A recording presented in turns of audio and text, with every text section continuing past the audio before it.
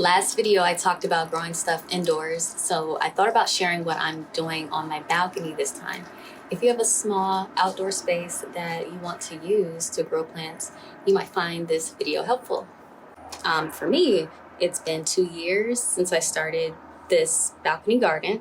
I have 4 by 20 feet of space, and not only do I grow vegetables, but I also have some ornamental plants you can probably see behind me. I live in San Diego, zone 10B, so you could probably assume I get plenty of year-round sun, and I do.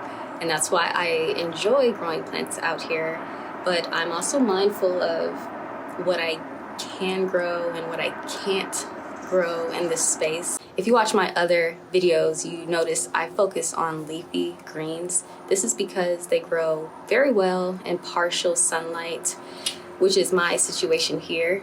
It's also great for some flowering plants such as peppers and tomatoes, but only in the very warm summer months. I can't really attempt to do that in like January. My balcony faces east, and I get up to 6 hours of sun depending on the time of the year. It's not ideal for everything, but I made it work for what I wanted to grow. I'll explain what I mean about that later. First, let's discuss light. Since the sun rises in the east, I'll get sunlight from the early morning until around noon, and that's about 6 hours. Then it goes over the building and I lose all my direct sunlight, and it's not a big deal. I still have some of the brightness from the indirect light because of the way I'm facing. And if you're facing north or south or west, you'll have a different experience. Imagine this white box is the top of a building, and the smaller brown boxes are balconies that face north, south, east, and west. We see where the shade moves as the sun travels across the sky. By the way, this is in the northern hemisphere. Again, this is San Diego.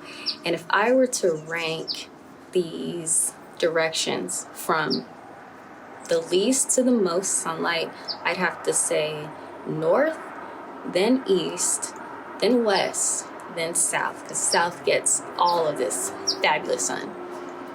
North facing doesn't get too much direct sunlight, unfortunately.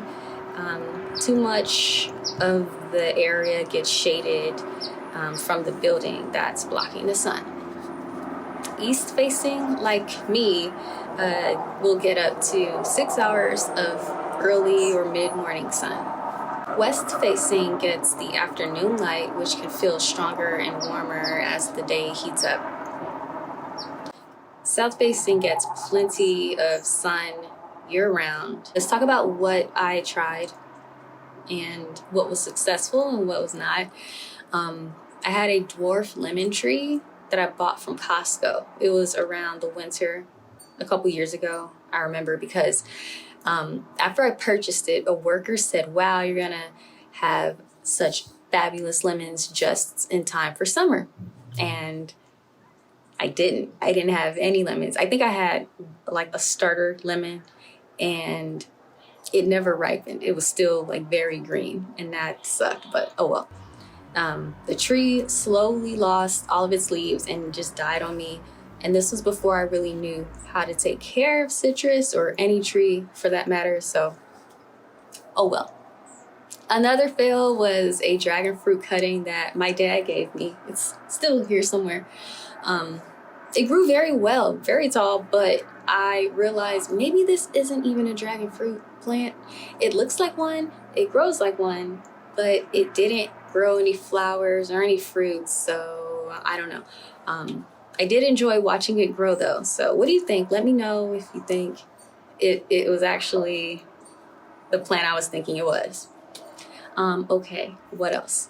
I was also surprised that I successfully grew strawberries. I had one plant and it was prolific, and I did very little to it as far as maintenance.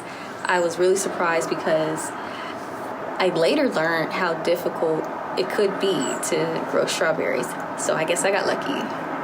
All right, on to my ornamental plants, my house plants. I keep lots of pothos around. You can see one behind me. They're my favorite. They're really easy to take care of, and I propagate these multiple times. So I have a few over here, I have a few indoors, all from this plant. I also have several succulents. Most I can't even name. I purchased a really cool one, a lithop, it's called. I got that from a local nursery, and this was the first and only time I've ever seen anything like it, so I definitely had to have it. Those are some of my favorites, but before this video ends, I'll share a few others. I usually prefer to call them by their nicknames, so bear with me. I have a succulent arrangement on the left and a coleus on the right. Here's a bird nest fern on the left and a black-eyed Susan on the right. This one is one of the most beautiful in my collection. It's called the Oxalis triangularis, aka a purple shamrock. Here's another black-eyed Susan. Here's a type of lettuce that I grew. Not sure what type exactly. Okay, from left to right, we see a miniature fiddle leaf fig, some type of succulent in the blue pot, a mini monstera, a philodendron, a coleus, a purple shamrock, and a calathea. These have all just been watered, so that's why they're outside. Next we have that lemon tree in the upper left, another black-eyed Susan on the left, and as we work towards the right, we see a strawberry plant, a burgundy coleus, a caged tomato plant, and a croton.